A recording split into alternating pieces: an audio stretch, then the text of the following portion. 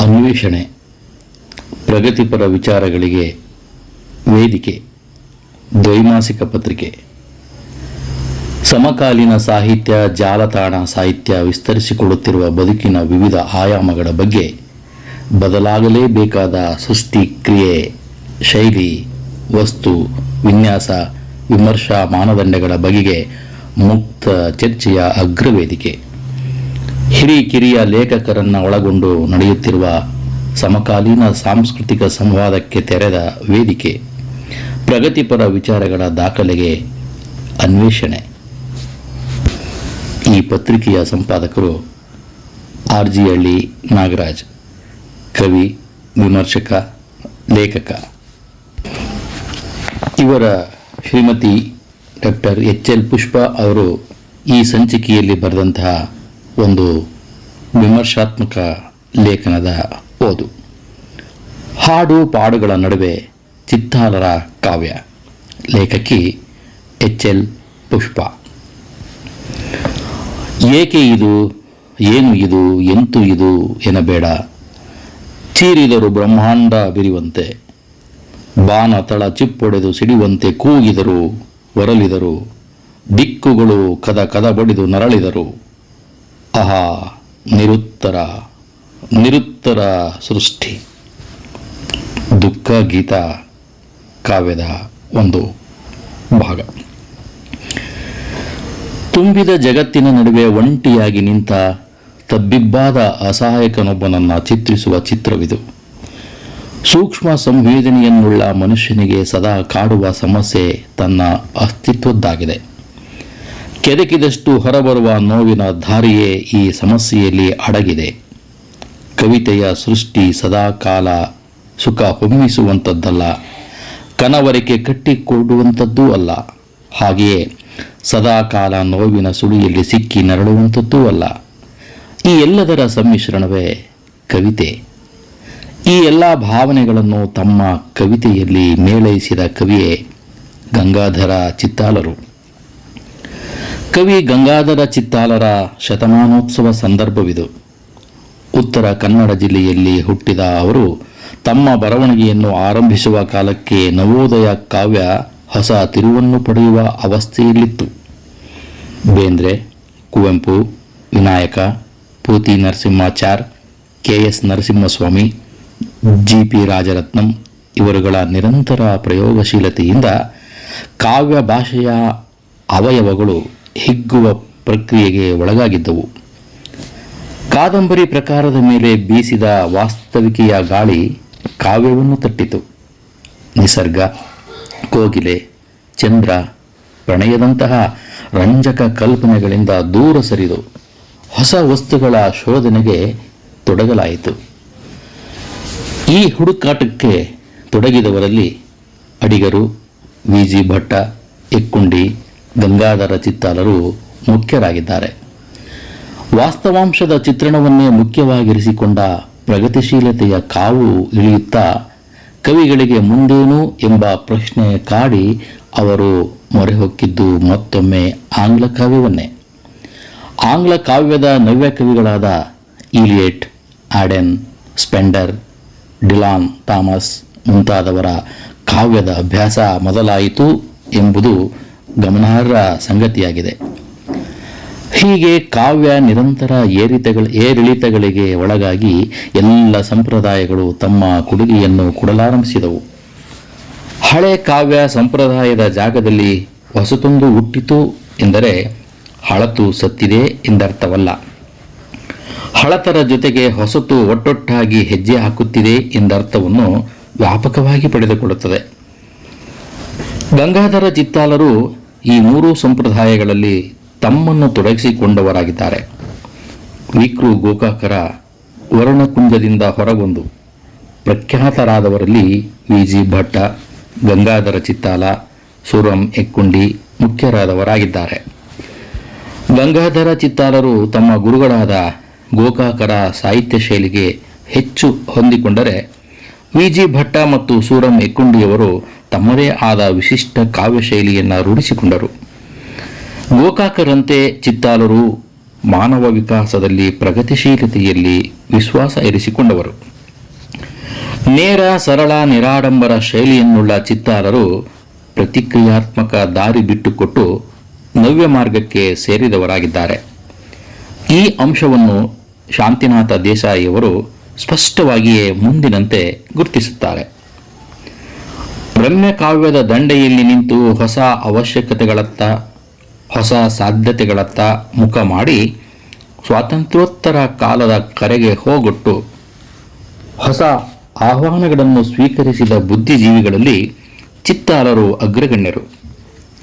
ನವ ಸಮಾಜವಾದಿ ಚಿಂತನೆಯ ಜೊತೆಗೆ ಮಾನವೀಯ ಅಸ್ತಿತ್ವದ ನಗ್ನ ಸ್ವರೂಪವನ್ನು ಅನ್ವೇಷಿಸುವ ಬುದ್ಧಿಜೀವಿ ಸ್ಪಷ್ಟ. ನಿಚ್ಚಳ ವೈಚಾರಿಕತೆ ಅವರ ಮನೋಧರ್ಮದ ಮೂಲ ಒಲವುಗಳು. ಹೀಗೆ ಎಲ್ಲ ಸಾಹಿತ್ಯಿಕ ಸಂಪ್ರದಾಯಗಳಿಗೂ ಒಳಗಾದ ಚಿತ್ತಾರರ ಕಾವ್ಯ ಆಯಾ ಕಾಲಘಟ್ಟಗಳ ಸಂವೇದನೆಗೆ ಸಹಜವಾಗಿ ಪ್ರತಿಕ್ರಿಯಿಸಿರುವುದು ಮೇಲುನೋಟಕ್ಕೆ ಕಾಣುವ ಸತ್ಯವಾಗಿದೆ. 1948ರಿಂದ 1983ರವರೆಗೆ ಚಿತ್ತಾರರು ಕ್ರಮವಾಗಿ ಕಾಲದ ಕರೆ, ಮನುಕುಲದ ಹಾಡು, ಹರಿವ ನೀರಿದು, ಸಂಪರ್ಕ ಎಂಬ 4 ಸಂಕಲನಗಳನ್ನು ಪ್ರಕಟಪಡಿಸಿದ್ದಾರೆ. ಎಲ್ಲ ಚಳುವಳಿಗೂ ಸ್ಪಂದಿಸಿದ ಗಂಗಾಧರ ಚಿತ್ತಾಲರ ಕಾವ್ಯದ ಕೇಂದ್ರ ವಸ್ತು ಮಾನವನಾಗಿದ್ದು, ಮನುಕುಲದ ಒಳಿತಿನ ಬಗ್ಗೆ ತೀವ್ರ ಕಾಳಜಿ ಇರಿಸಿಕೊಂಡ ಮಾನವತಾವಾದಿಯಾಗಿದ್ದಾರೆ. ಹೀಗಾಗಿ ಸಿದ್ಧಾಂತಗಳಿಗಿಂತ ಭಿನ್ನವಾಗಿ ಮಾನವನ ಮೂಲಭೂತ ಅಗತ್ಯಗಳಾದ ಹಸಿವು, ಕಾಮ, ಬಯಕೆಗಳನ್ನು ಕುರಿತಂತೆ ಸಹಜವಾಗಿ ಚಿಂತಿಸಿದ್ದಾರೆ. ಆರಂಭದ ಸಂಕಲನ ಕಾಲದ ಕರೆ ಆಗಿನ ಸಂದರ್ಭದ ಸ್ವಾತಂತ್ರ್ಯ, ಯುದ್ಧ, ಮನುಕುಲದ ಬಗ್ಗೆ ಕಾಳಜಿಯನ್ನು ವ್ಯಕ್ತಪಡಿಸಿತು. ಮನುಕುಲಕ್ಕೆ ಯುದ್ಧ ಕೊಡುವ ಕೊಡಲಿಯೇಟನ್ನು ವಿಷಾದದಿಂದ ವ್ಯಕ್ತಪಡಿಸುತ್ತಾ ಮಾನವ ಕುಲದ ಬಗ್ಗೆ ಕಾಳಜಿಯನ್ನು ವ್ಯಕ್ತಪಡಿಸಿತು. ವಿನಾಯಕರ ವರ್ಣಕುಂಜದ ಸದಸ್ಯರಾಗಿದ್ದ ಗಂಗಾಧರ ಚಿತ್ತಾಲರು ಬಾಲ್ಯದಲ್ಲಿ ತಮ್ಮ ಮೇಲೆ ಉಂಟು ಮಾಡಿದ ಪ್ರಭಾವ ಕುರಿತು ಕನ್ನಡದ ಹೆಸರಾಂತ ಕತೆಗಾರರಾದ ಯಶವಂತ ಚಿತ್ತಾಲರು ಹೀಗೆ ಹೇಳುತ್ತಾರೆ. ಅಣ್ಣ ಗಂಗಾಧರನಿಗೆ ವಿದ್ಯಾರ್ಥಿ ದಿನಗಳಿಂದಲೇ ಕಾವ್ಯವೆಂದರೆ ಪ್ರೀತಿ. ಧಾರವಾಡದಿಂದ ರಜೆಯ ದಿನಗಳಲ್ಲಿ ಹನೇಹಳ್ಳಿಯ ನಮ್ಮ ಮನೆಗೆ ಬಂದಾಗ ಅಮ್ಮನ ಎದುರು ತಾವು ಮೆಚ್ಚಿಕೊಂಡ, ಹೆಚ್ಚಾಗಿ ಬೇಂದ್ರೆಯವರ ಕವನಗಳನ್ನು ಹಾಡಿ ತೋರಿಸುವುದೆಂದರೆ ಅವರಿಗೆ ಎಲ್ಲಿಲ್ಲದ ಹುರುಪು. ಕಾಲದ ಕರೆ ಚಿತ್ತಾಲರು ಕವಿಯಾಗಿ ನೆಲೆಯೂರುತ್ತಿದ್ದ ಸಂದರ್ಭದ ಪ್ರಭಾವ, ಪ್ರೇರಣೆ, ಸ್ವಂತಿಕೆಯ ಹುಡುಕಾಟದ ಬಯಕೆಯನ್ನು ಬಿಂಬಿಸುತ್ತದೆ. ಬೇಂದ್ರೆಯವರನ್ನು ಚಿತ್ತಾಲರು ಬಹುವಾಗಿ ಮೆಚ್ಚುತ್ತಿದ್ದರಿಂದ, ಗೋಕಾಕರ ಶಿಷ್ಯರಾದ್ದರಿಂದ ಆರಂಭದ ಕವಿತೆಗಳಲ್ಲಿ ಇವರಿಬ್ಬರ ಪ್ರಭಾವ ಸ್ಪಷ್ಟವಾಗಿ ಎದ್ದು ಕಾಣುತ್ತದೆ. ಕವಿಯಾಗ ಹೊರಟವರಿಗೆ ಇಂತಹ ಮಾದರಿಗಳು ಅತ್ಯವಶ್ಯಕವಾಗಿದ್ದು ತಮ್ಮದೇ ದಾರಿ ಗುರುತಿಸಿಕೊಂಡಾಗ ಈ ಮಾದರಿಗಳು ತಾವಾಗಿ ದೂರ ಸರಿಯುತ್ತವೆ. ಅಡಿಗರ ದೈತ್ಯ ಕಾವ್ಯಶಕ್ತಿ ವಿಜೃಂಭಿಸುತ್ತಿದ್ದ ಕಾಲದಲ್ಲೇ ತಮ್ಮ ಸ್ವಂತಿಕೆಯನ್ನು ಕಾವ್ಯದಲ್ಲಿ ಕಂಡುಕೊಂಡ ವಿಶಿಷ್ಟತೆ ಇವರದ್ದಾಗಿದೆ ಎಂಬುದು ಎಲ್ಲರೂ ಒಪ್ಪಿಕೊಂಡ ಮಾತಾಗಿದೆ. ಚಿತ್ತಾಲರ ಕಾವ್ಯವನ್ನು ಕುರಿತು ಸಾಕಷ್ಟು ಚರ್ಚೆಗಳು ನಡೆದರೂ ನಿರೀಕ್ಷಿತ ಮಟ್ಟದಲ್ಲಿ ನಡೆದಿಲ್ಲ ಎನ್ನಬಹುದಾಗಿದೆ. ರೂಪಕ, ಪ್ರತಿಮೆ, ವ್ಯಂಗ್ಯ, ಭಾಷೆಯ ಹೊಸ ಸಾಧ್ಯತೆಯ ರಭಸದ ಪ್ರಯೋಗಗಳು ನಡೆಯುತ್ತಿದ್ದಾಗಲೂ ತಮ್ಮಷ್ಟಕ್ಕೆ ಮಾನವತಾವಾದವನ್ನು ಬಿಡದೆ ವಿಧಿ ವಿಷಾದಗಳ ಗೂಢ ನೆಲೆಗಳನ್ನು ಅರಸುತ್ತಾ ಹೊರಟ ಕವಿ ಇವರು. ಗಂಗಾಧರ ಚಿತ್ತಾಲರನ್ನು ಕಾಡಿದ ಬದುಕಿನ ಗೂಢ ಸಾವಿನ ಅಸ್ಪಷ್ಟ ನೆರಳುಗಳು ಯಶವಂತ ಚಿತ್ತಾಲರ ಕತೆ ಕಾದಂಬರಿಗಳಲ್ಲೂ ಕಾಣುವುದು ವಿಶೇಷ ಸಂಗತಿಯಾಗಿದೆ. ಪ್ರಕಾರಗಳು ಬೇರೆಯಾದರೂ ಅಭಿವ್ಯಕ್ತಗೊಳ್ಳುವ ಅನುಭವಗಳು ಮಾತ್ರ ಒಂದೇ ಆಗಿವೆ. ಬೇರೆ ಬೇರೆ ವಿಮರ್ಶಕರು ಗುರುತಿಸಿದ ಹಾಗೆ ಚಿತ್ತಾಲರ ಕಾವ್ಯದಲ್ಲಿ ಕಾಲ, ಕಾಮ, ದೇಹದ ಬಗೆಗಿನ ಅರಿವು, ಸಾವು, ಮಾನವತಾವಾದ, ಅಸ್ತಿತ್ವವಾದಿ ಚಿಂತನೆಗಳು ಪ್ರಧಾನವಾಗಿ ಕಾಣುವ ಅಂಶಗಳಾಗಿವೆ. ಕಟಕಿ, ವ್ಯಂಗ್ಯಗಳಿಲ್ಲದ ನಿರಲಂಕೃತ ಭಾಷೆಯ ಬಗ್ಗೆ ಸಾಕಷ್ಟು ಚರ್ಚೆಗಳೇ ನಡೆದಿದ್ದರೂ ಪ್ರಾಮಾಣಿಕ ಅನುಭವ, ಸಹಜ ಮಾತುಗಳು ಈ ದೋಷವನ್ನು ಸಹ ಗೆದ್ದಿರುವುದು ಕಾವ್ಯವನ್ನು ಓದುತ್ತಾ ಹೋದ ಹಾಗೆ ಅನುಭವಕ್ಕೆ ಬರುತ್ತದೆ. ಮೇಲೆ ಗುರುತಿಸಿದ ಅಂಶಗಳ ಪರಿಧಿಯೊಳಗೆ ಚಿತ್ತಾಲರ ಕಾವ್ಯವನ್ನು ಅರ್ಥ ಮಾಡಿಕೊಳ್ಳುವುದು ಸೂಕ್ತ ಎನಿಸುತ್ತದೆ. ಕಾವ್ಯದಲ್ಲಿ ಕಾಲದ ಪರಿಮಿತಿಯನ್ನು ಕುರಿತಾದ ಚರ್ಚೆಯಲ್ಲಿ ಚಿತ್ತಾಲರ ಕಾವ್ಯಕ್ಕೆ ವಿಶೇಷ ಸ್ಥಾನ ದೊರೆತಿದೆ. ಸಂಕಲನದಿಂದ ಸಂಕಲನಕ್ಕೆ ಕಾಲದ ಬಗೆಗಿನ ಪರಿಭಾಷೆಗಳೇ ಬದಲಾಗುತ್ತಾ ಹೋಗುತ್ತವೆ. ಕಾಲದ ಕರೆಗೆ ಹೋಗಡಲೇಬೇಕಾದ ಮಾನವನ ಅಸಹಾಯಕತೆ, ಕ್ರೌರ್ಯ ಇಲ್ಲಿ ದಾಖಲೆಯಾಗುತ್ತಾ ಹೋಗುತ್ತವೆ. ಶಾಂತಿಗೀತ ಎಂಬ ಕವಿತೆಯಲ್ಲಿ ಕಾಲದ ಚಕ್ರದಲ್ಲಿ ಭೂಮಿಯು ಪಡೆದ ಅಪೂರ್ವ ಕೊಡುಗೆ ಮನು ಕುವರ. ಕಾಯಲೆಂದು ಹುಟ್ಟಿದವನು ಕೊಲ್ಲಲೆಂದು ನಿಂತಾಗ, ಜಗತ್ತಿನ ಅನ್ನವನ್ನು ಒಬ್ಬನೇ ತಿನ್ನಲು ಹೊರಟಾಗ ಭೂಮಿ ಎಚ್ಚರಿಸುತ್ತದೆ. ಯುಗಗಳಿಂದ ತಪ್ಪಿಸಿ ಮಾನವನನ್ನು ಪಡೆದ ಭೂಮಿ ಅವನಲ್ಲಿ ತನ್ನ ಕನಸನ್ನು ಸಾಕ್ಷಾತ್ಕರಿಸಿಕೊಳ್ಳಲು ಅವನನ್ನು ಕಾಲದ ಕರೆಗೆ ಹೋಗೊಡಬೇಕೆಂದು ಎಚ್ಚರಿಸುತ್ತಾಳೆ. ಇಡೀ ಮನುಕುಲದ ವಾರಸುದಾರನಾದ ಮಾನವನನ್ನು ಎಚ್ಚರಿಸುವಲ್ಲಿ ರಾಜಕೀಯ ಸಾಮಾಜಿಕ ಚಿಂತನೆಗಳು, ಯುಗ ಯುಗಗಳಲ್ಲಿ ತನ್ನ ಆರೋಗ್ಯ ಕಾಪಾಡಿಕೊಂಡು ಸುಖೀ ಸಮಾಜ ಕಟ್ಟಬೇಕಾದ ಕಲ್ಪನೆಯ ಕರೆಯಿದೆ. 12 ವರ್ಷಗಳ ಮೇಲೆ ಈ ಕವಿತೆಯಲ್ಲಿ ಅಮ್ಮ, ಅಪ್ಪ, ಅಣ್ಣನನ್ನು ಕಳೆದುಕೊಂಡು ಹಲವಾರು ಅವಸ್ಥಾಂತರಗಳಿಗೆ ಒಳಗಾದ ಕವಿ ಕನಸುಗಳನ್ನು ಹೊತ್ತು ಬಾಲ್ಯದ ಹಳ್ಳಿಗೆ ಬರುತ್ತಾರೆ. ನೆನಪಿನಲ್ಲಿ ಅಡಗಿ ಹೋಗಿದ್ದ ಗತಕಾಲ ಒಡೆದು ವಾಸ್ತವದ ಜೀರ್ಣಸ್ಥಿತಿ ಕಣ್ಣೆದುರು ನಿಲ್ಲುತ್ತದೆ. ವರ್ತಮಾನದಲ್ಲಿ ನಿಂತು ಭೂತ ಜಾರಿ ಹೋಗುವ ಕ್ರಿಯೆ ಇಲ್ಲಿ ಸೊಗಸಾಗಿ ಬಂದಿದೆ.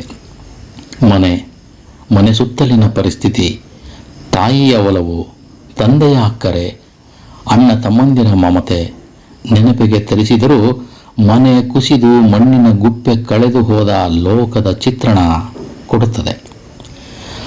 ಹಸಿಯ ಗಾಯದೊಳಿಂದು ಬಸಿವ ನೆತ್ತರ ತೆರದೆ, ಬರಿಯ ವ್ಯಥೆಯೇ ಜೀವ ತುಂಬಿರಲು, ನಡು ಹಗಲ ಬಿಸಿಲಲ್ಲೋ ಮುಚ್ಚಂಜೆ ಕವಿದಿತ್ತು, ಮನಕ್ಕೆಲ್ಲ ಮಂಜು ಹಬ್ಬಿತ್ತು. ಅಂದು ಇಂದಿನ ನಡುವೆ 12 ವರ್ಷಗಳ ಕಠೋರ ನಿಷ್ಕರುಣ ಕಾಲ ನದಿ ಹರಿದಿತ್ತು. 12 ವರ್ಷಗಳ ಮೇಲೆ ಕವಿತೆಯ ಒಂದು ಭಾಗ. ಹರಿವ ನೀರಿದು ಚಿತ್ತಾಲರ ಕಾಲದ ಕುರಿತಾದ ಕವಿತೆಗಳಲ್ಲಿ ಹರಿವ ನೀರಿನೊಂದಿಗೆ ತಿರುಗಿ ಬಾರದ ಕಾಲದ ಚಲನೆಯನ್ನು ಸೂಚಿಸುವ ಕವಿತೆ. ನಮ್ಮ ನಾಡಿನ ಎಲ್ಲ ಉಚ್ಛ್ರಾಯ ಕಾಲದ ಸಂಸ್ಕೃತಿ ವೈಭವಗಳನ್ನು ನದಿಯ ದಂಡೆಯ ನಾಡುಗಳಲ್ಲಿ ಗುರುತಿಸಲಾಗಿದೆ. ಹರಿವ ನೀರು ಸರಾಗವಾದ ಚಲನೆಯನ್ನು ಹೇಳುತ್ತಾ ಜಿಡ್ಡುಗಟ್ಟಿದ್ದ ಸಂಸ್ಕೃತಿಯನ್ನು ದೂರೀಕರಿಸುವ ಸ್ಥಿತಿಗೆ ಪ್ರತೀಕವಾಗಿದೆ. ಹರಿವ ನೀರು ಹಿಂದಕ್ಕೆ ಚಲಿಸದಿದ್ದರೂ ಸುಗ್ಗಿ ಕೊಯ್ಲುಗಳ ಕಾಲ ಚಕ್ರವಾಗಿದೆ. ಈ ಸುಗ್ಗಿ ಕೊಯ್ಲುಗಳೊಡನೆ ಮಾನವ ಜೀವನ ಉಯ್ಯಾಲೆಯಾಡುತ್ತದೆ. ಒಮ್ಮೆಯೂ ನಿಲ್ಲದ ಹಳೆ ನೀರು ಮುಂದೆ ಜಾರಿ ಹೊಸ ನೀರು ಬರುವ ಪರಿ ಮನುಷ್ಯನ ಜಾರುವ ಆಯುಷ್ಯವನ್ನು ಸಾರುತ್ತದೆ. ಒಂದು ಕಡೆ ಜಾರುವ ಕಾಲವನ್ನು ಕುರಿತು ಚಿಂತನೆ ನಡೆಸಿದರೂ ಮತ್ತೊಂದು ಕಡೆ ಮನಸ್ಸು ಅದೇ ತಾನೇ ಹುಟ್ಟಿದ ಅಸುಳೆಗೇಕೆ ಹೊತ್ತಿನ ಚಿಂತೆ, ಅದೇ ತಾನೇ ಮೀಸೆ ಮೂಡುವ ತರುಳಗೆ ಏಕೆ ಹೊತ್ತಿನ ಚಿಂತೆ ಎನ್ನುತ್ತದೆ. ಜಾರುವ ನೀರಿನಲ್ಲಿ ಕಾಲದ ಸರಿಯುವಿಕೆಯನ್ನು ಕಂಡ ಕವಿ ಬದುಕಿನ ಬೆಳಗು, ಮಧ್ಯಾಹ್ನ, ಮುಸ್ಸಂಜೆಗಳನ್ನು ಗುರುತಿಸುತ್ತಾನೆ. ಮನುಕುಲದ ಇತಿಹಾಸಕ್ಕೆ ಹರಿವ ನೀರಿನೊಂದಿಗೆ ಸೇರಿ ಹೋದ ಪಿತಾಮಹರನ್ನು ನೆನಪಿಸಿಕೊಳ್ಳುತ್ತಾನೆ. ಭೂತಕಾಲ, ವರ್ತಮಾನ ಕಾಲದಲ್ಲಿ ನಡೆಯುವವರ ನೆತ್ತರಲೆ ನೆನಪಾಡಿ ಮಿಡಿಸುತ್ತಿವೆ ಅವರಿಟ್ಟು ಹೋದ ನುಡಿ, ನಡೆಸುತ್ತಿವೆ ಬಿಟ್ಟು ಹೋದ ಚೌಕಟ್ಟು ಬುನಾದಿ, ಗುಹೆಯಲ್ಲಿ ಅವರದೇ ಉಲುಹು ಹೆಜ್ಜೆಯ ಸುಳಿವು, ಕಾಲಲ್ಲಿ ತೊಡರುತ್ತಿದೆ ಅವರೇ ತುಳಿದಿಹ ಹಾದಿ, ಕಣಜಗಳೆಲ್ಲ ಅವರೊಕ್ಕಿ ಒಟ್ಟಿಹ ಕಾಳು, ಬದುಕು ನಿಂತಿದೆ ಅವರ ಮೈ ಕೈಗಳಲ್ಲೇ ತಿದ್ದಿ. ಹರಿವ ನೀರಿದು ಪದ್ಯದ ಭಾಗ. ಸಿದ್ಧಿ ಮತ್ತು ಆಶಯಗಳ ದೃಷ್ಟಿಯಿಂದ ಇದು ಮನುಕುಲದ ಇತಿಹಾಸದ ಮೈಲುಗಲ್ಲುಗಳನ್ನು, ಮಾನವನ ನಡಿಗೆಯನ್ನು ಗುರುತಿಸುವ ಕವಿತೆ. ಸರಿವ ಕಾಲದ ಬಗ್ಗೆ ವಿಷಾದವಿಲ್ಲದಿದ್ದರೂ ಜೀವದೊಡಲಲ್ಲೇ ನಿರ್ಜೀವಗೊಳಿಸುವ ಬಿರುಕಿನ ಭಯ ಕಾಡಿದರೂ ಹಿಡಿಯಲು ಸಾಧ್ಯವಿಲ್ಲ ಎಂಬ ಸಮಾಧಾನ ಸ್ಥಿತಿ ಇದೆ. ಕಾಲಾತೀತದಲ್ಲಿ ಕಾಲಾಧೀನರಾಗಿ ಚಲಿಸುವುದೊಂದೇ ಮಾನವರಿಗೆ ಇರುವ ದಾರಿ ಎನ್ನುವಲ್ಲಿ ನಿಶ್ಚಿಂತ ಭಾವವೇ ಪ್ರಧಾನವಾಗುತ್ತದೆ. ಲಿಂಗಾಂಗ ಪ್ರಜ್ಞೆಯುಳ್ಳ ಕವಿತೆಗಳು ನವೋದಯ ಸಾಹಿತ್ಯ ಸಂದರ್ಭದಲ್ಲಿ ಇದ್ದರೂ ಅವು ಜೀವನದ ಸಹಜ ಚೆಲುವು, ಅನಿವಾರ್ಯ ಅಂಶ ಎಂಬಂತೆ ಅಭಿವ್ಯಕ್ತವಾಗುತ್ತಿದ್ದವು. ಬೇಂದ್ರೆ, ಕುವೆಂಪು, ಪೂತಿನ ಕಾವ್ಯಗಳಲ್ಲಿ ಬರುವ ಲಿಂಗಾಂಗ ಪ್ರಜ್ಞೆ ಅಥವಾ ಕಾಮಧರ್ಮದೊಂದಿಗಿನ ಸಂಘರ್ಷದಲ್ಲಿ ಹುಟ್ಟಿ ಅಲ್ಲಿಯೇ ದಮನಗೊಂಡು ಪ್ರೇಮವಾಗಿ ಮಾರ್ಪಡುತ್ತವೆ. ಹುಚ್ಚು ಹೊಳೆಯಂತೆ ಪ್ರವಹಿಸದೆ ಶಾಂತ ನದಿಯಂತೆ ತನ್ನ ಪಥದಲ್ಲೇ ಕ್ರಮಿಸುತ್ತದೆ. ವಿವಾಹದ ಚೌಕಟ್ಟಿನಲ್ಲಿ ಸಾತ್ವಿಕ ಪ್ರಣಯವಾಗಿ ಕಾಮ ಮಾರ್ಪಡುತ್ತದೆ. ನವ್ಯ ಕಾವ್ಯ ಹೊಸ ಆಕೃತಿಗಳನ್ನು ಕೊಡುವುದರ ಜೊತೆಯಲ್ಲಿಯೇ ಹೊಸ ಜೀವನ ದರ್ಶನಗಳನ್ನು ಕೊಡುವ ಪ್ರಯತ್ನ ಮಾಡಿದ್ದರಿಂದ ಲಿಂಗಾಂಗ ಪ್ರಜ್ಞೆ ಕೆಲವು ಕವಿಗಳಲ್ಲಿ ಹೊಸ ತುರ್ತಿನೊಂದಿಗೆ ಹುಟ್ಟಿಕೊಂಡಿತು.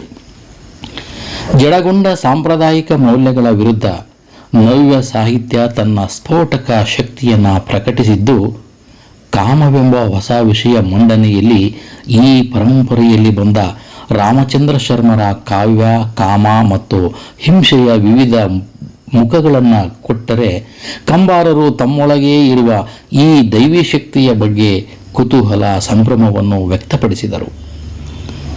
ಇವರಿಬ್ಬರಿಗಿಂತ ಭಿನ್ನವಾಗಿ ಎಚ್ ಎಂ ಚೆನ್ನಯ್ಯನವರಿಗೆ ಸಾಮಾಜಿಕ ಸಂಕೋಚಗಳಿಂದ ಆಚೆ ಇಂದ್ರಿಯ ಗಮ್ಯ ಅನುಭವವಾಗಿ ಕಾಮ ಕಾಣಲ್ಪಡುತ್ತದೆ. ಈ ಎಲ್ಲ ಚರ್ಚೆಗಳಿಂದ ಆಚೆ ಚಿತ್ತಾಲರ ಕಾವ್ಯದಲ್ಲಿ ಮೂಡುವ ಲಿಂಗ ಪ್ರಜ್ಞೆಯ ವಿವರಗಳು ಮನುಷ್ಯ ಕುಲದ ಆದಿಮ ಕಾಮವಾಗಿ ಮನುಕುಲದ ಹುಟ್ಟಿನ ಹಾಡಾಗಿ ನೆಲೆಗೊಳ್ಳುತ್ತದೆ. ಕಾಮವು ಶಾಂತ ಹಾಗೂ ಸಹಜ ಎನ್ನುವಂತೆ ಎಲ್ಲರ ಚರಿತ್ರೆಯಾಗಿ ಆರೋಗ್ಯಕರ ಬೆಳವಣಿಗೆಯಾಗುತ್ತದೆ. ಕನಸು ತಲೆಯಲ್ಲಿ ತುಂಬಿದಂಥ ಹುಡುಗ ಹಾಗೂ ಕಾಮಸೂತ್ರ ವಿಶೇಷ ಪ್ರತಿಭೆಯುಳ್ಳ ಕವಿತೆಗಳಾಗಿವೆ. ಕನಸು ತಲೆಯಲ್ಲಿ ತುಂಬಿದಂತಹ ಹುಡುಗನಿಗೆ ಹೊಸ ಅರಯಕ್ಕೆ ಕಾಲಿಟ್ಟ ನಿನ್ನೆಯ ಹಸುಳೆಯ ಜಗತ್ತು ಕವಲೊಡೆಯುತ್ತಿದೆ. ದೇಹ ತನ್ನ ಬಾಲ್ಯ ಕಾಲಮಿತಿಯನ್ನು ದಾಟಿ ಅರಯಕ್ಕೆ ಕಾಲಿಟ್ಟು ಕಾಲದ ಕರೆಗೆ ಹೋಗೊಟ್ಟು ಸೃಷ್ಟಿಕ್ರಿಯೆಯ ಕಡೆಗೆ ಕಣ್ಣು ಹಾಯಿಸುತ್ತದೆ. ರಾಮಚಂದ್ರ ಶರ್ಮರ 7 ಸುತ್ತಿನ ಕೋಟೆಯಲ್ಲಿ ಸುಮಕೆ ಸೌರಭ ಬಂದಗಳಿಗೆ ಯಾವುದು ಹೇಳು, ಬಂತೆಯೇ ಮಗು ಅಥವಾ ಮನೆಯೊಳಗಿತ್ತೋ, ಅಜ್ಞಾತದಾಳದೊಳು ತಲೆ ಮರೆಸಿ ಕುಳಿತೊಂದು ನೇಹದಂತೆ ನೆನಹಂತೆ ಆಗ ಅದು ಹೊರಬಿತ್ತೋ. 7 ಸುತ್ತಿನ ಕೋಟೆಯ ಪದ್ಯದ ಒಂದು ಭಾಗ. ಮತ್ತೊಮ್ಮೆ, ಸುಮಕೆ ಸೌರಭ ಬಂದಗಳಿಗೆ ಯಾವುದು ಹೇಳು, ಬಂತೆಯೇ ಮಗು ಅಥವಾ ಮನೆಯೊಳಗಿತ್ತೋ, ಅಜ್ಞಾತದಾಳದೊಳು ತಲೆಮರೆಸಿ ಕುಳಿತೊಂದು ನೆನಹಂತೆ ಆಗ ಅದು ಹೊರಬಿತ್ತೋ. ಹೊಸದಾಗಿ ಹುಟ್ಟಿದ ಮಗು ಜಗತ್ತಿಗೆ ಕಾಲಿಡುವಾಗಲೇ ತನ್ನ ಜೊತೆಯಲ್ಲಿ ಲೈಂಗಿಕ ಪ್ರವೃತ್ತಿಯನ್ನು ಹೊಂದಿರುತ್ತದೆ ಎಂಬ ಪ್ರಾಯ್ಡ್ ಸಿದ್ಧಾಂತವನ್ನು ಹೇಳಲಾಗಿದೆ. ಚಿತ್ತಾಲರ ಕವಿತೆ ಪ್ರಕೃತಿ ಸಹಜ ಕಾಲದೊಂದಿಗೆ ಬದಲಾಗುವ ದೈಹಿಕ ಮಾನಸಿಕ ವ್ಯಾಪಾರವನ್ನು ಚಿತ್ರಿಸುತ್ತದೆ. ಅತಿರೇಕವಿಲ್ಲದ ನಡೆವ ದಾರಿಯ ಸಹಜ ಹೊರಳುಗಳು ಇಲ್ಲಿವೆ. ಕಾಮೋನ್ಮುಖ ಆಹಾ ಯೋನಿ ಖಚಿತ ಎಂಬ ಸಾಲು ಅವನ ದಾರಿಯ ಗಮನವನ್ನು ಸೂಚಿಸುತ್ತದೆ. ಕನಸು ತಲೆಯಲ್ಲಿ ತುಂಬಿದಂಥ ಹುಡುಗ ಕವಿಯ ಮುಂದುವರಿದ ಭಾಗವೇ ಕಾಮಸೂತ್ರ. ಇದೊಂದು ನೃತ್ಯದಿಂದ ಪ್ರೇರೇಪಿತವಾದ ಹಾಡೆಂದು ಕವಿ ವಿವರಣೆ ಕೊಟ್ಟಿದ್ದಾನೆ. ಪುರುಷ ಪ್ರಧಾನತೆ ಮೊದಲ ಭಾಗದಲ್ಲಿದ್ದರೆ ಎರಡನೇ ಭಾಗದಲ್ಲಿ ಗಂಡು ಹೆಣ್ಣಿನ ಸಹಜ ಭಾಗವಹಿಸುವಿಕೆ ಇದ್ದು ಲೈಂಗಿಕ ಪ್ರಜ್ಞೆಯೇ ವಿಜೃಂಭಿಸಿದರೂ ಅಂತಿಮ ಗುರಿ ಹೊಸ ಜೀವ ಸೃಷ್ಟಿ. ಮನುಕುಲದ ತಂದೆ ತಾಯಿಯರು ನಾವೆಂಬ ಹೆಮ್ಮೆ ಇಡೀ ಕವಿತೆಯ ವಿವರಗಳನ್ನೆಲ್ಲ ತಲೆಕೆಳಗು ಮಾಡಿ ಪೂರ್ಣ ವಿರಾಮ ಹಾಕುತ್ತದೆ. ಇದು ಬಯಕೆ, ಇದು ಹಸಿವೆ, ಇದುವೆ ದಾಹ ಎಂಬ ಉಸಿರು ಕೆಳೆಯಂತೆ ನಿಟ್ಟಿಸಿರು ಆಗುತ್ತದೆ. ಯಾವ ಹಿಗ್ಗಿನ ಸೆಲೆಯೋ ನಮಗೆ ಸಿಲುಕಿ, ಇಳೆಯ ಮೂಲಕೂ ನಮ್ಮ ಬೇರು ಸಿಲುಕಿ, ಭೂಗರ್ಭ ಸುರಿದಿತ್ತು ಜೊಲ್ಲು ಬಾಯಿ, ನಾವೊಂದು ಮನುಕುಲದ ತಂದೆ ತಾಯಿ. ಕಾಮಸೂತ್ರ ಪದ್ಯದ ಭಾಗ. ಕಾವ್ಯ ಸೃಷ್ಟಿಕ್ರಿಯೆಯನ್ನು ಕುರಿತಾದ ಅನೇಕ ಕವಿತೆಗಳು ಈ ಸಂಗ್ರಹದಲ್ಲಿವೆ. ಕವನ, ಇಂಥ ಹಾಡು, ಕಾವ್ಯೋದ್ಯೋಗ ಕವಿತೆಗಳಲ್ಲಿ ಕವಿತೆ ಮೂಡುವ ರೀತಿ, ಆ ಕವಿತೆಯಾದರೂ ಎಂತೆಂಥ ರೀತಿಯದು ಎಂಬುದನ್ನು ಕವಿ ಬಹಳ ಸಮರ್ಥವಾಗಿ ನಿರೂಪಿಸಿದ್ದಾರೆ. ಕವಿತೆಯ ರಚನೆಯು ಕವಿಯೊಬ್ಬನ ಸೃಷ್ಟಿಕ್ರಿಯೆಯಾಗಿದ್ದು, ಈ ಸೃಷ್ಟಿ ದೈಹಿಕ, ಪ್ರಾಕೃತಿಕ ಹಾಗೂ ಶಾಬ್ದಿಕವಾಗಿ ಏಕಕಾಲದಲ್ಲಿ ಕಂಡುಬರುತ್ತದೆ. ಕವಿತೆಯ ಸೃಷ್ಟಿಕ್ರಿಯೆ ಇದ್ದಕ್ಕಿದ್ದಂತೆ ಘಟಿಸುವಂಥದ್ದಲ್ಲ, ಅದಕ್ಕೊಂದು ಪೂರ್ವ ಸಿದ್ಧತೆ ಇರಲೇಬೇಕು ಎಂಬ ಅಂಶವನ್ನು ಕವನದಲ್ಲಿ ನಿರೂಪಿಸಿದ್ದಾರೆ. ಸಂಪರ್ಕದಲ್ಲಿ ಮಕ್ಕಳು ಖಾಲಿ ಟಿನ್ನುಗಳಲ್ಲಿ ಬೀದಿ ಧೂಳನ್ನು ತಂದು ಪಾತಿ ಕಟ್ಟಿ ಅದರಲ್ಲಿ ನಡೆಸುವ ಕೃಷಿಗೂ, ಕವಿಯ ಅಂತರಂಗದಲ್ಲಿ ಅಡಗಿದ್ದ ಕವಿತೆ ನಿಧಾನವಾಗಿ ಮೊಳಕೆಯೊಡೆದು ಹೊರಬರುವ ರೀತಿಗೂ ಸಂಬಂಧ ಕಲ್ಪಿಸಲಾಗಿದೆ. ಈ ಸಹಜ ತಲ್ಲಣ ನಿರೀಕ್ಷೆಗಳನ್ನು ಸಹಜ ಕವಿ ಮಾತ್ರ ಅಭಿವ್ಯಕ್ತಿಸಲು ಸಾಧ್ಯವಾಗುತ್ತದೆ. ಕವಿಯಿಂದ ಹೊರಬರಲಿರುವ ಕವಿತೆ. ಈ ಮಸಕು ಮಸಕಲ್ಲು ಏನೋ ಚಳುವಳಿ ಸುಳಿವು, ದೂಡಿ ಬರಲಿದೆ ಮೂಡಿ ಕೂಡಿ ಬರಲಿದೆ ಎಂಬ ಹೊಂಚು ಒಳಸಂಚು, ಕೇಳಿಸುವ ಮಂಚಿನ ಸೊಲ್ಲು. ಕವನ ಪದ್ಯದ ಒಂದು ಭಾಗ. ಸಂಪರ್ಕ ಕವಿತೆಯಲ್ಲಿ ಮಣ್ಣಿನಿಂದ ಬೀಜ ಮೇಲೇಳುವ ಕ್ರಿಯೆ, ತಲ್ಲಣ, ಸಂಭ್ರಮ ಉಂಟು ಮಾಡುವಂಥದ್ದು. ಮೊನ್ನೆ ಮಾತ್ರ ಒಂದೆರಡು ಕಣ ಅಲ್ಲಿ ಇಲ್ಲಿ ಅಲುಗಿದ ಕುರುಹು, ನಿನ್ನೆಯೋ ಒಳಗಿನೊಳಗೆ ಏನೋ ಮೈ ಮುರಿದು ನಿದ್ದೆ ತಿಳಿದೇಳುವತ್ತರ. ಕವಿತೆಯ ಸೃಷ್ಟಿಕ್ರಿಯೆ, ಅದರ ರಾಚನಿಕ ಸ್ವರೂಪ, ಉದ್ದೇಶ ಕುರಿತು ಹುಟ್ಟಿದ ಕವಿತೆ ಇದು. ಎಂಥ ಹಾಡು! ಇಡೀ ಜಗತ್ತಿನಲ್ಲಿ ಜವಾಬ್ದಾರಿಯುಳ್ಳ ಕವಿತೆ ಪ್ರತಿಧ್ವನಿಸುವ ಕೂಗಾಗಬೇಕು, ಶಬ್ದವಾಗಬಾರದು ಎಂಬ ಎಚ್ಚರಿಕೆ ಇಲ್ಲದೆ ಬರೆಯುವ ಕವಿಗಳಿಗೆ, ಕವಿಗಳೆಂಬ ಭ್ರಮೆಗೆ ಒಳಗಾದವರಿಗೆ ಎಚ್ಚರಿಕೆಯನ್ನು ಈ ಕವಿತೆ ನೀಡುತ್ತದೆ. ಏನೋ ಹಾಡಲು ಹೋಗಿ ಏನೋ ಹಾಡುವನೊಬ್ಬ, ಒಪ್ಪತ್ತಿನಲ್ಲಿ 10 ತೀಡುವನೊಬ್ಬ, ದಿನ ದಿನಕ್ಕೊಮ್ಮೆ ನಾಲಿಗೆಯ ಬದಲಿಸುವನೊಬ್ಬ, ಬರ ಬಿದ್ದರೂ ಬೆಂಕಿ ಬಿದ್ದರೂ ತನ್ನ ಮಾತಿನ ತೋಟದಲ್ಲಿ ಹೂವು, ಹುಲ್ಲು, ಹಸಿರು, ಹಕ್ಕಿ ಬೆಳೆಸುವನೊಬ್ಬ, ಮಾತಿನ ಚಮತ್ಕೃತಿಗೆ ಮಾರು ಹೋದವನೊಬ್ಬ, ಕವಿತೆಯಲ್ಲಿ ಕಡಿಯಿರೋ ಕೆಡೆಯಿರೋ ಎಂದು ಬೊಬ್ಬೆ ಹೊಡೆಯುವನೊಬ್ಬ. ಹೀಗೆ ಒಂದೇ ಎರಡೇ ಹಲವು ತೋಟದ ಹಲವು ಧೋರಣೆಯ ಕವಿಗಳನ್ನು ಕುರಿತು ಕವಿ ಮಾತನಾಡುತ್ತಾನೆ. ಈ ಕವಿತೆಯಲ್ಲಿ ಮೊದಲ ಬಾರಿಗೆ ಚಿತ್ತಾಲರು ವ್ಯಂಗ್ಯ ಹರಿತವಾದ ಭಾಷೆ ಬಳಸುತ್ತಾರೆ. ಒಡಲೊಳಗೆ ವಿಷಾದ ಹೊಮ್ಮಿಸುವಂಥ ಇಂತಿಂಥ ಹಾಡುಗಳನ್ನು ಕೇಳುತ್ತಲೇ ಜಗ ಎದ್ದು ಕೂರುತ್ತದೆ. ಕಾವ್ಯೋದ್ಯೋಗ ಕವಿತೆಯಲ್ಲಿ ನಿಜ ಕವಿಯ ಧ್ವನಿ ಯಾವುದಾಗಿರಬೇಕು ಎಂಬುದರ ಸೂಚನೆ ಇದೆ. ಕವಿಯಾದವನಿಗೆ ಬದುಕಿನ ಕೇಂದ್ರದಲ್ಲಿ ಒಳ ಹೊರಗನ್ನು ಹಿಡಿಯುವ ಕಣ್ಣು, ಸಮಗ್ರ ಬದುಕನ್ನು ಗ್ರಹಿಸುವ ನೋಟ, ಬದುಕಿನ ದ್ವಂದ್ವಗಳ ಅರ್ಥ ಮಾಡಿಕೊಳ್ಳುವ ಗ್ರಹಿಕೆ ಇರಬೇಕು. ಭಾಷೆ, ಕವಿತೆ ಕಟ್ಟುವ ಕುಸಿರಿ ಕೆಲಸದ ಜಾಣ್ಮೆ ಇವೆಲ್ಲವೂ ಬೇಕು. 4 ದೆಸೆಗೆ ಬಿಂಬ ಚುಂಬಕ ಮನಸ್ಸು, ಜೀವ ಜಾತಗಳ ನಾಡಿ ಸ್ಪಂದನ, ಪಡಿಮೂಡಿಸಲು ಬೇಕು ತಕ್ಕ ಪ್ರಾಣದ ಹಿಡಿತ, ಮಿಡಿತ ತುಡಿತದ ತೀವ್ರ ಸಂವೇದನ. ಕಾವ್ಯೋದ್ಯೋಗ ಪದ್ಯದ ಒಂದು ಭಾಗ. ಸಾವು, ವಿಧಿ, ನಿಗೂಢತೆ ಚಿತ್ತಾಲರ ಕಾವ್ಯದಲ್ಲಿ ಎಡೆಬಿಡದೆ ಕಾಡಿದ ಅಂಶಗಳಾಗಿವೆ. ವೈಯಕ್ತಿಕ ಜೀವನದಲ್ಲಿ ಎದುರಿಸಿದ ಸಾವು ನೋವಿನ ಪರಂಪರೆ ಕವಿಗೆ ವಿಧಿಯ ಬಗ್ಗೆ, ಅದರ ನಿಗೂಢತೆಯ ಬಗ್ಗೆ ಮತ್ತೆ ಮತ್ತೆ ಚಿಂತಿಸುವಂತೆ ಮಾಡುತ್ತದೆ. ಈ ಸಾವು ನೋವುಗಳು ಮನುಷ್ಯನ ಅಸ್ತಿತ್ವ, ಅವನ ನಿಲುವನ್ನೇ ಸಂಶಯದಿಂದ ಅಲುಗಾಡಿಸುವ ಅಸ್ತ್ರಗಳಾಗಿವೆ. ನಿಗೂಢತೆ ಮತ್ತು ಸಾವು ಒಂದಕ್ಕೊಂದು ತಳುಕು ಹಾಕಿಕೊಂಡು ಅವುಗಳ ಮುಂದೆ ನಿಂತ ಮಾನವ ಹತಾಶನಾಗಿ ವಿಧಿಯೆಡೆಗೆ ಕೈಚಾಚುವುದೇ ಇಲ್ಲಿನ ವಸ್ತುವಾಗಿದೆ. ಇಲ್ಲಿನ ಮಾನವ ಎಲ್ಲೋ ನಿರಾಶನಾಗದೆ ವಿಧಿಯ ಮುಂದೆ ಸಮಚಿತ್ತನಾಗಿ ಬದುಕಿನ ಬಗ್ಗೆ ನಂಬಿಕೆ ಇರಿಸುವುದೇ ಮುಖ್ಯ ಸತ್ವವಾಗಿದೆ. ದುಃಖ ಗೀತೆ ಆಧುನಿಕ ಕನ್ನಡ ಕಾವ್ಯ ಕಂಡ ಶೋಕವೇ ಪ್ರಧಾನವಾದ ನೀಳ್ಗವಿತೆ. ರೋಗದಿಂದ ಜರ್ಜರರಾದ ತಂದೆ ಆತ್ಮಹತ್ಯೆ ಎನಿಸಿದರೂ ಬುದ್ಧಿಪೂರ್ವಕವಾಗಿ ಪಡೆಯುವ ಇಚ್ಛಾಮರಣದ ನೋವನ್ನು ಚಿತ್ತಾಲರು ಬೇರೆ ಬೇರೆಯಾದ ಪ್ರತಿಮೆ, ಪ್ರತೀಕ, ಭಾವತೀವ್ರತೆಯ ಮಾತುಗಳ ಮೂಲಕ ಅಗುರಾಗಿಸುವ ಪ್ರಯತ್ನವಾಗಿದೆ. ಇಲ್ಲಿ ಬರುವ ವಿಧಿ ಬೇಟೆಗಾರನಂತೆ, ಸರ್ಪದಂತೆ ಬಲಿಯಾಗುವ ಮಾನವ ಬೇಟೆಯ ಮಿಕದಂತೆ ಅಸಹಾಯಕರಾಗಿ ಚಿತ್ರಿತರಾಗಿದ್ದಾರೆ. ಮಾನವನ ಪರಾಧೀನ ಅತಂತ್ರ ಸ್ಥಿತಿ ಕವಿತೆಯ ಬೇರೆ ಬೇರೆ ಭಾಗಗಳಲ್ಲಿ ಚಿತ್ರಿತವಾಗಿದೆ. ವೈಯಕ್ತಿಕವಾದ ನೋವಿನ ಈ ದುಃಖ ಗೀತೆ ವಿಸ್ತಾರಗೊಳ್ಳುತ್ತಾ ಇಲ್ಲಿ ಬರುವ ಸಾವನ್ನು ಇಡೀ ಮನುಕುಲದ ಮೇಲೆ ಪೊದೆಯಲ್ಲಡಗಿದ ಬೇಟೆಗಾರ ಎಸೆದ ಅಸ್ತ್ರದಂತೆ ಚಿತ್ರಿಸಲಾಗಿದೆ.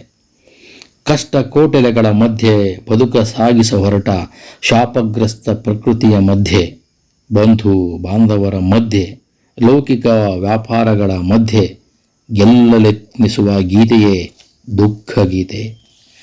ಏಕಾಂಗಿತನ, ಅಸ್ಥಿರತೆಯಿಂದ ಸೆಣಸಲಾರದ ಅಸಹಾಯಕ ಮಾನವ ಪ್ರಶ್ನಾತೀತ ವಿಧಿ ಎದುರು ನಿಂತು ಕೂಗುತ್ತಾನೆ. ಏಕೆ ಇದು? ಏನು ಇದು? ಎಂತೂ ಇದು ಎನ್ನಬೇಡ. ಚೀರಿದರು ಬ್ರಹ್ಮಾಂಡ ಬಿರಿವಂತೆ, ಬಾಣ ತಳ ಚಿಪ್ಪೊಡೆದು ಸಿಡಿಯುವಂತೆ ಕೂಗಿದರು ವರಲಿದರು, ದಿಕ್ಕು ದಿಕ್ಕುಗಳ ಕದ ಬಡಿದು ನರಳಿದರು. ಆಹಾ, ನಿರುತ್ತರ ನಿರುತ್ತರ ನಿರುತ್ತರ ಸೃಷ್ಟಿ. ಹೀಗೆ ಕಂಗೆಟ್ಟ ಮನುಷ್ಯ ಜೀವವೇ ಮತ್ತೆ ಸಮಾಧಾನ ಸ್ಥಿತಿಗೆ ತಲುಪುವುದು ಈ ಕವಿತೆಯ ವಿಶಿಷ್ಟತೆಯಾಗಿದ್ದು, ಬದುಕಿನ ಸಿಹಿ ಕಹಿ ಎರಡನ್ನು ಒಪ್ಪಿಕೊಳ್ಳುವ ಸಮಚಿತ್ತತೆ ಇಲ್ಲಿನ ಮುಖ್ಯ ಅಂಶವಾಗಿದೆ. ಅನಂತಮೂರ್ತಿಯವರು ಈ ಕವನದ ವಿಶಿಷ್ಟತೆಯನ್ನು ಹೀಗೆ ಗುರುತಿಸುತ್ತಾರೆ. ಆದರೆ ಅಡಿಗರನ್ನು ಬಿಟ್ಟರೆ ಈ ಕಾಲದ ಕವಿಗಳಲ್ಲಿ ಬೇರೆ ಯಾರಿಗೆ ದುಃಖಗೀತೆಯಲ್ಲಿ ಎಂತೆ ತೀವ್ರವಾದ ಭಾವನೆಗಳ ಆಘಾತಕ್ಕೆ ತಮ್ಮನ್ನು ಒಡ್ಡಿಕೊಂಡು ಬರೆಯುವ ಧೈರ್ಯವಿದೆ ಎನಿಸುತ್ತದೆ. ಚಿತ್ತಾಲರ ಭಾಷೆ ಗ್ರಾಂಥಿಕವಾದ್ದು ಎಂಬುದಷ್ಟನ್ನು ಮಾತ್ರ ನಾನು ಹಿಂದೆ ಕಂಡಿದ್ದೆ. ಆದರೆ ಈಗ ಅಷ್ಟೊಂದು ಗ್ರಾಂಥಿಕವಾದ ಭಾಷೆಯನ್ನು ಸಹ ಅತ್ಯಂತ ವೈಯಕ್ತಿಕವಾದ ಜರೂರಿನಲ್ಲಿ ಭಾವ ವೈವಿಧ್ಯಕ್ಕೆ ಅವಶ್ಯವಾದ ಲಯದ ವೈವಿಧ್ಯದಲ್ಲಿ ಚಿತ್ತಾಲರು ಉಪಯೋಗಿಸಿಕೊಳ್ಳುವ ಕ್ರಮ ಅದ್ಭುತವೆನಿಸುತ್ತದೆ. ಇದೇ ಮುನ್ನುಡಿಯಲ್ಲಿ ಅನಂತಮೂರ್ತಿಯವರು ಬೇಂದ್ರೆ ಮತ್ತು ಅಡಿಗರ ಕಾವ್ಯದಿಂದ ಪ್ರಭಾವಿತರಾದವರಿಗೆ ಅನ್ಯ ರೀತಿಯ ಭಾಷಾ ಪ್ರಯೋಗ ರುಚಿಸುವುದು ಕಷ್ಟ, ಗಂಭೀರವಾದ ವ್ಯಕ್ತಿತ್ವವೊಂದರ ಉದಾತ್ತ ನುಡಿಗಳಂತೆ ಇರುತ್ತದೆ ಚಿತ್ತಾಲರ ಕಾವ್ಯ ಎಂಬ ಅಂಶಗಳನ್ನು ಸಹ ಗುರುತಿಸುತ್ತಾರೆ. ಮಾನವ ಕುಲದ ಮೇಲೆ ಮತ್ತೆ ಮತ್ತೆ ಎರಗುವ ವಿಧಿಯನ್ನು ಲೇಖಕರು ಬಲವಾಗಿ ಪ್ರತಿಭಟಿಸುತ್ತಾರೆ. ದೈವವೆಲ್ಲೋ ಬೇರೆ ಇಲ್ಲ, ನಾವೇ ನಮ್ಮ ವಿಧಾತರು ಎಂಬ ಕೆಚ್ಚು ಅಸಹಾಯಕ ನೋವಿನೊಳಗಿಂದ ಮೂಡಿದುದೇ ಆಗಿದೆ. ಕೈಲಾಗದವರ ಕನವರಿಕೆ ವಿಧಿಯ ವಿಲಾಪ, ದೈವವೆಂಬುದು ಭೀರುಮನದ ಭೂತ, ಭೀತ ಭ್ರಾಂತಿಯ ನೀಗು ಮುನ್ನುಗ್ಗು ಮತ್ತಾಗೂ ಬರಲಿಹ ಭವಿಷ್ಯತ್ತಿಗೆ ಅಗ್ರ ದೂತ. ಕೈಲಾಗದವರ ಕನವರಿಕೆ ವಿಧಿಯ ವಿಲಾಪ, ದೈವವೆಂಬುದು ಭೀರುಮನದ ಭೂತ, ಭೀತ ಭ್ರಾಂತಿಯ ನೀಗು ಮುನ್ನುಗ್ಗು ಮತ್ತಾಗೂ ಬರಲಿಹ ಭವಿಷ್ಯತ್ತಿಗೆ ಅಗ್ರದೂತ. ಗೂಢ, ಆಘಾತ, ಬೇಡಿಕೆ, ಒಳಸಂಚು, ವ್ಯಾಧಿ ಈ ಎಲ್ಲ ಕವಿತೆಗಳು ವಿಧಿ ಎದುರು ಅಸಹಾಯಕತೆಗೆ ಒಳಗಾದ ಜೀವಿಯೊಬ್ಬನ ಅಳಲು ಹೇಳುವ ಕವಿತೆಗಳಾಗಿವೆ. ಎಲ್ಲೂ ಸೃಷ್ಟಿಯ ಸತ್ವದ ನಿರಾಕರಣೆ ಇಲ್ಲ. ಪ್ರಶ್ನಿಸುವ, ಬಂಡೇಳುವ ಬಂಡು ನಾಯಕನ ಆತ್ಮಶಕ್ತಿ ಇದೆ. ಮಾನವ ಕುಲದ ಏಳಿಗೆಗೆ ದೇವತೆಗಳನ್ನು ಎದುರು ಹಾಕಿಕೊಂಡು ನಿರಂತರ ಶಿಕ್ಷೆಗೆ ಗುರಿಯಾದ ಸಿಸಿಫಸ್ನಂತೆ ಈ ಎಲ್ಲ ಕವಿತೆಗಳ ನಾಯಕ ಮಾನವನ ಬದುಕಿನಲ್ಲಿ ವಿಧಿಯ ಕೈವಾಡವನ್ನು ನಿರಂತರವಾಗಿ ಪ್ರಶ್ನಿಸುತ್ತಾನೆ. ಇಡೀ ಸಮಗ್ರ ಸಂಕಲನವನ್ನು ಓದಿದಾಗ ಗೋಚರಿಸುವ ಅಂಶವೆಂದರೆ ಕವಿತೆ ವೈಯಕ್ತಿಕ ಸಂಬಂಧಗಳ ನೋವನ್ನು ಹೇಳಲಿ, ಯುದ್ಧ ಉಂಟು ಮಾಡಿದ ಭೀಕರತೆಯನ್ನು ಹೇಳಲಿ, ಒಟ್ಟಾರೆಯಾಗಿ ಉದಾರವಾದ ಮಾನವತಾವಾದವೇ ಮುಖ್ಯ ಆಶಯವಾಗಿದೆ.